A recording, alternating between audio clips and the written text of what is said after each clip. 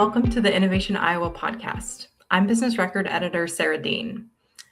Innovation Iowa connects and activates the people and organizations that are transforming Iowa. This is a special series of 5 episodes. Each one will tell a story related to one of 5 key parts of Iowa's innovation ecosystem: capital, startups, corporations, education, and community organizations. This is episode number 5, focused on corporate innovation. For this series, we're going to be taking you on a journey. We're going to look back and look forward, because to truly understand innovation in our state, we have to know the stories of those who came before us, understand the current moment we're in, and inspire you with the perspectives of people who are working to make our state better in the future. Let's dive in. On our final episode of this series, we are going to ponder the future a little bit and discuss the trajectory of artificial intelligence and its impact on innovation. AI has moved pretty quickly in recent years, but we want to look at some of the practical uses that have the potential to be long-lasting and influential. We have Business Record staff writer Lisa Rossi here to interview our guests from ITA Group, Maura McCarthy, Chief Operating Officer, and John Bertrand, Vice President of Transformation and Technology. Lisa, I'll go ahead and hand it over to you to start the conversation. Hi, John and Maura. I think it's really interesting, your story and how you have scaled the use of AI across ITA Group. And that's where I want to start. I just want to hear, maybe let's start with Maura, talk about how you did that, how you got so many people, and maybe talk about how many people you have using AI there. Sure. Good to see you, Lisa. We're excited, John and I, to share kind of the story from ITA Group. We chose to have AI as a strategic initiative 2 years ago. And, the first year is a little bit more just getting people talking about like how AI would play a part in their roles. And then really picked up a lot of momentum. We have about, I'm going to say maybe 800 people that we're working within this initiative. And essentially what we're trying to do is help people be comfortable and willing to try new things with the tool. Don't be scared of it. We've never talked about downsizing or changing our employee headcount or anything like that throughout this entire process. And that's because we think that we need human intelligence from our team members. We need the expertise that they have, along with using new tools for automation and artificial intelligence. We can actually be much better at our jobs by taking a lot of the tasks off their plates and allowing them to think more strategically for our clients. So the process has been it's been really fun. I think the pace of change is incredible. Like it's like nothing we've ever seen before. So we've done everything from just employee experience, where we try to help people adopt and use the tools, all the way to governance and when they should use it, how they should use it, and making sure that any of our clients' information is not impacted at all. It's not shared. So we've done a lot of these work streams that really have allowed us to have a good launch and a lot of activity and excitement around it.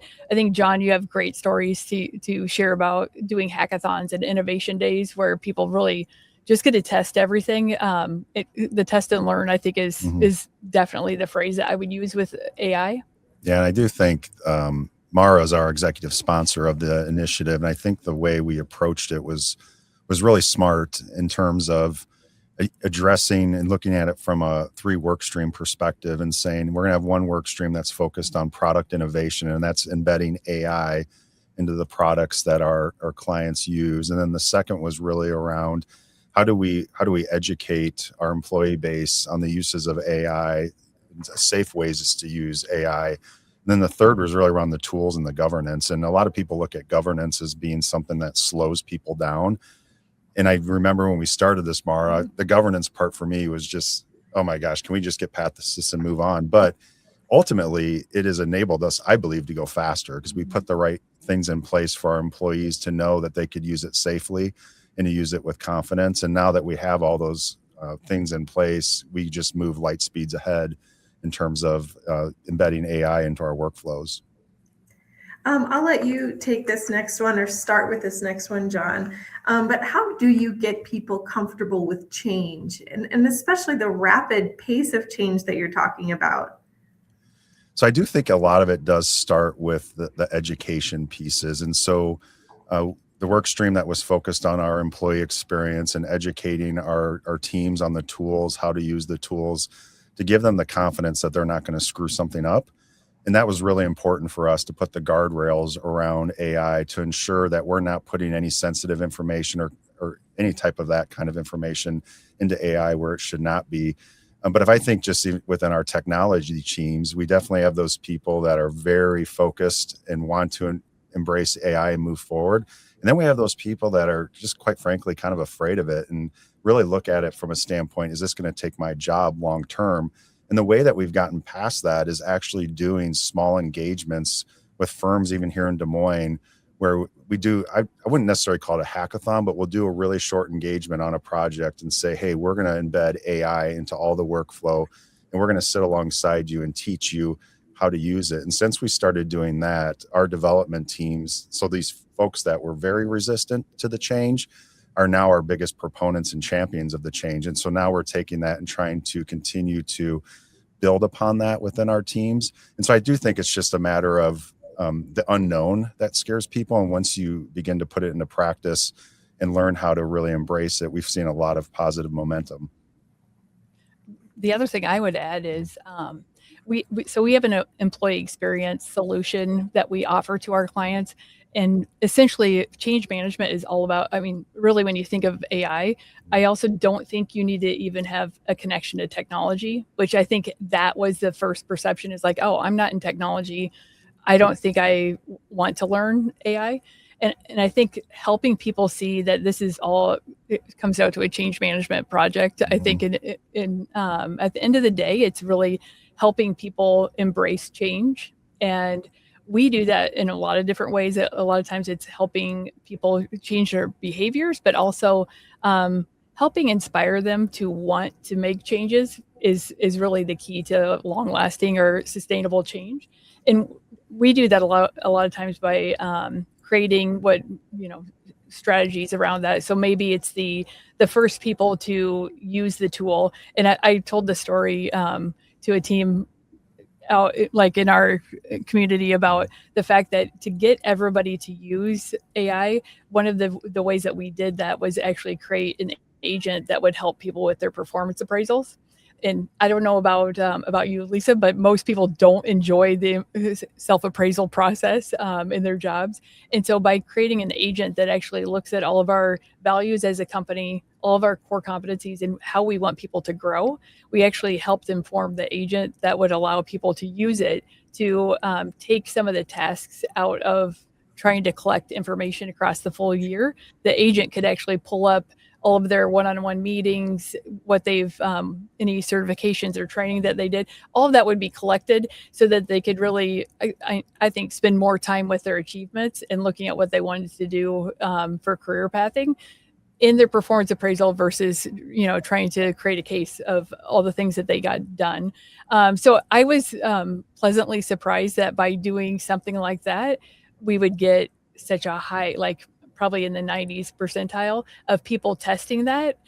So I think that's a little bit of the incentive mentality coming out, is like, how do you help people see that they want this tool and they want the change that you're trying to provide for them? I mean, this is all about helping our people and helping people be better at business, so they're not spending hours doing something that could be done quickly with artificial intelligence. And I do think too, the approach we've taken, because we're so human centered too around how the AI is used, and we've always communicated to people that AI is here to help elevate their intent, not necessarily replace their intent.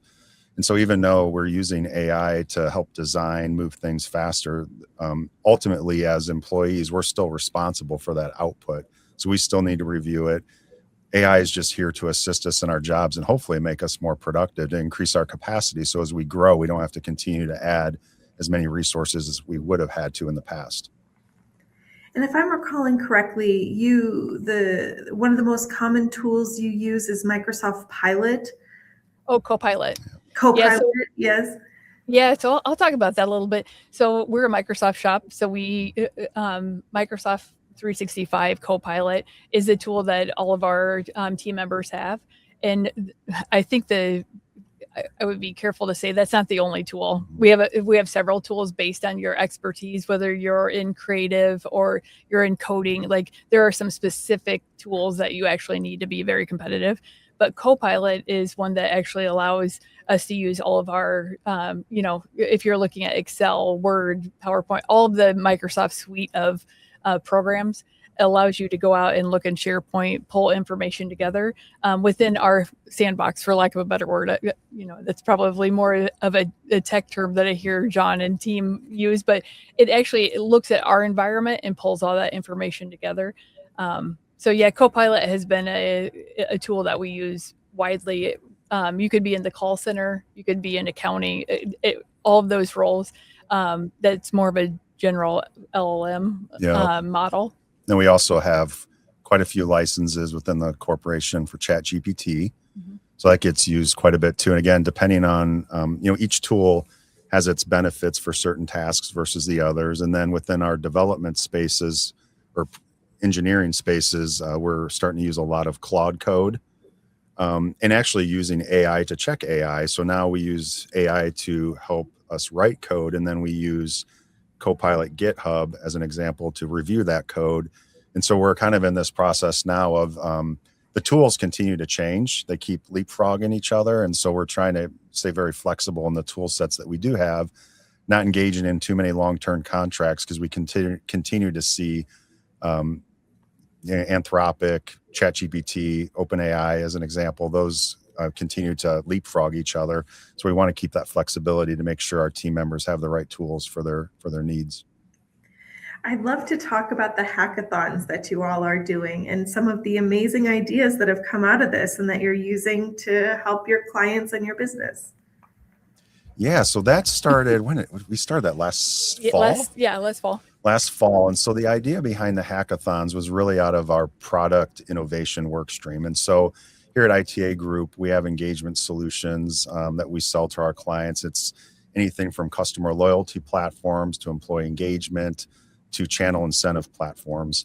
And we have roadmaps for those products, but then also as a solution, we also have a lot of AI ideas to embed within those products. And so what we did is to get momentum within our technology organization is we had hackathons. And the first hackathon was really just wide open in terms of, build a team, come up with an AI idea, and then present it. And with our panel of judges, our CEO, it's Maura, it's our CIO, it's myself, and we have some business leaders in there as well. And the team, essentially presents their idea they came up with. The good news about it is those ideas, we've taken those actually into production within our products. And so that's the exciting piece. So the first hackathon, we had our training wheels on. We weren't really sure what we were doing. We actually brought in some outside help from Microsoft for that one, as well as some local vendors to help us with that first one. But then our second one, we really had our team focus on our product roadmap and say, hey, you got to pick something off our roadmap and then build AI innovation into that capability. And with that hackathon, you can just tell the training wheels came off. The team was really grasping the concepts and really came up with some awesome ideas. And Maura and our CEO, they've been fantastic in terms of incentivizing our teams. And so we use our own platform called Be the One, which is an employee experience platform where you can recognize employees. But we also used it in order to recognize our folks in the hackathon by awarding them points for getting first, second place, and so on. So we've had a lot of traction with that. And I think what's really fun about it is, one, us showing the talent that we have within our walls in terms of what we can come up with in a couple days. But then two, showing what the possible is with AI. And then how do you take that prototype or demo, if you will, and then put that into a product has been a really rewarding experience for the team. So we've had a lot of success. What do you think, Maura, from your perspective? I think, what I love about it is it's people that have these ideas that they can come test them out, and it's up to them to pick their cross section of different expertise to have on their team. So that's fun too. I always like to see how do you mix the creative and account services or and technology together. It's kind of fun to see their energy gel. I think that incentivizing them is, that's core to what we do.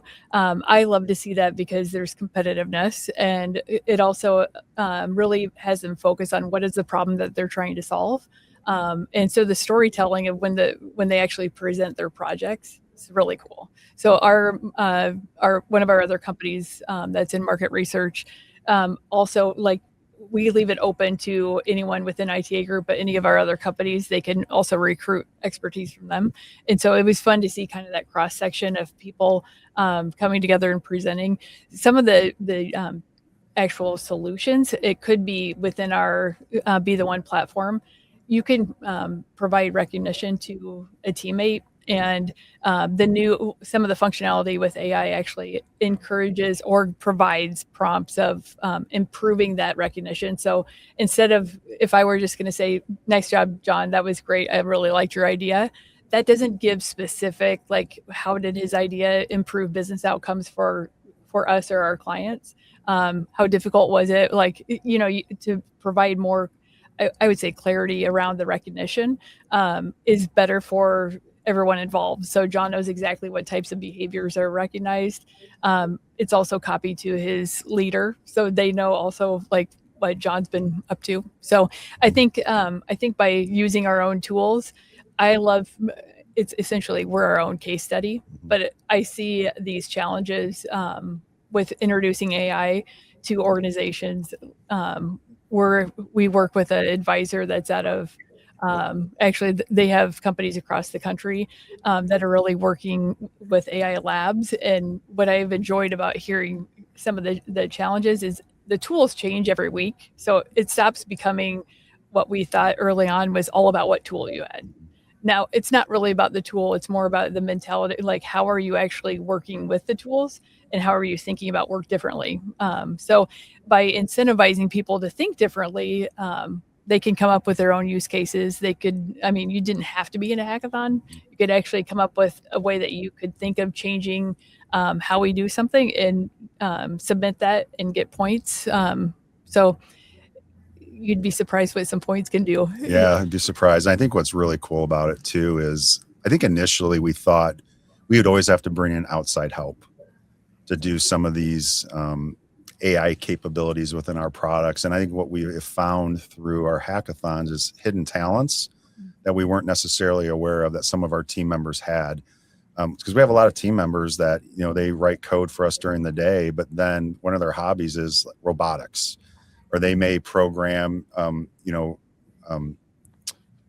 self-driving little remote control cars and things of that sort. And so you have these pockets of innovation that are happening as hobbies within our employee base that we weren't necessarily aware of. And so by having these hackathons, it kind of takes them out of their current role, and they have the ability to really showcase what they know. And so that's been kind of the rewarding part from my perspective, is just to see our employees really embracing it, and then seeing, oh my gosh, I didn't know so-and-so knew to program in this type of language, and they're very proficient in it. And so it really just brings out the best in everyone. And it is fun to watch everyone compete and to get those points. It's kind of like Shark Tank. Yeah. And those points that goes towards incentives like vacations, or like iPhone earbuds, or gifts, things of that nature. Yeah, so our Be the One platform or solution for our team, that essentially, it could be years of service, it could be having healthy habits, anything from the hackathon. Like, it basically, people can pool their points for anything they're doing throughout the year, and the goal there is that they're being able to select exactly what motivates them to do better. You could take your family on vacation, or you might be more into technology and you want a gaming system. Or you're like me and you bought an 85-inch TV for your basement to watch football. Yeah. So there's just really anything you can think of, you can find in our awards catalog. So then it's really up to the individual to know what's motivating to them and what they want to do. So I love the customization of that, because we don't have to worry about, John just bought a TV, does want another one. That doesn't exist. You could just go reward yourself for anything that's important to you. Yeah. And what I love about it, just as you mentioned earlier, Maura, is that where the products we sell to our clients, we also use those products to incent our employees and recognize our employees. So we don't only sell the products, we also use the products that we sell, which I think is important for our employees to see. I have one last question before I hand it over to Sarah. And that is, I mean, for people outside of your organization, what do you wish that people understood about what it takes to scale AI across an organization? I would start with just thinking about our journey.